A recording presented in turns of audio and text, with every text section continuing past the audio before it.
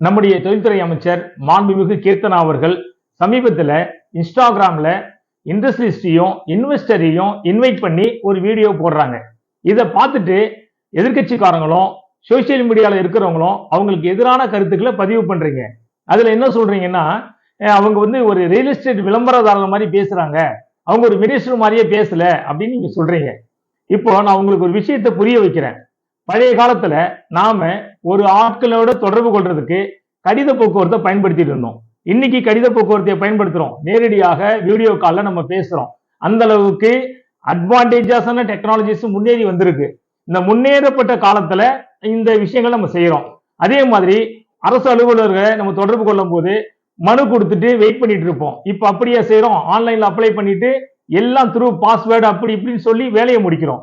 இப்ப டெக்னாலஜிஸ் முன்னேறி இருக்கிற காலகட்டத்தில் மாண்புமிகு அமைச்சர் கீர்த்தனா அவர்கள் அதே டெக்னாலஜியை பயன்படுத்தி இன்வெஸ்டர் உள்ள கொண்டு வராங்க.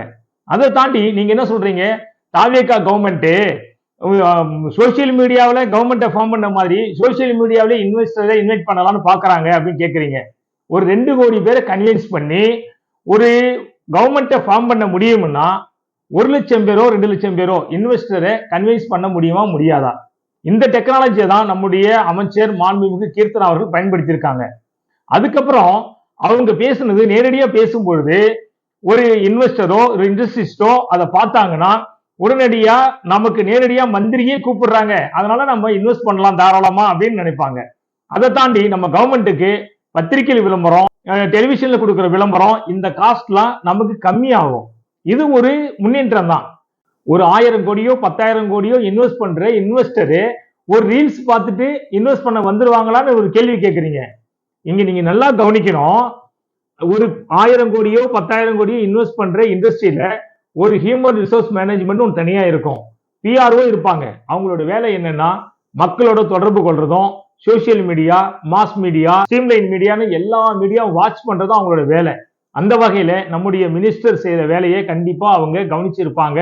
அதை தாண்டி நம்முடைய கவர்மெண்ட்ல இருக்கிற அண்டர் செக்ரட்டரி, சீஃப் செக்ரட்டரி, இது போன்ற இருக்கின்ற அரசு ஊழியர்களும் சும்மா இருக்க மாட்டாங்க. ஒருவேளை இந்த அம்மா பண்றது எல்லாமே தப்புன்னு உங்களுக்கு தோணுச்சுன்னா, நம்முடைய சகோதரி, நம்ம வீட்டு பொண்ணு, இளம் தலைமுறையில் இருக்கிற ஒரு பெண் அமைச்சர், அவங்கள நம்ம தட்டி கொடுத்து வேலை வாங்கணும். ஏதாவது குற்றம் குறை இருந்தா அதை அன்பான முறையில சுட்டி காட்டலாம். ஆனா நீங்க அவங்களை கிண்டல் பண்ற மாதிரி செய்யறது மிகப்பெரிய தப்பு.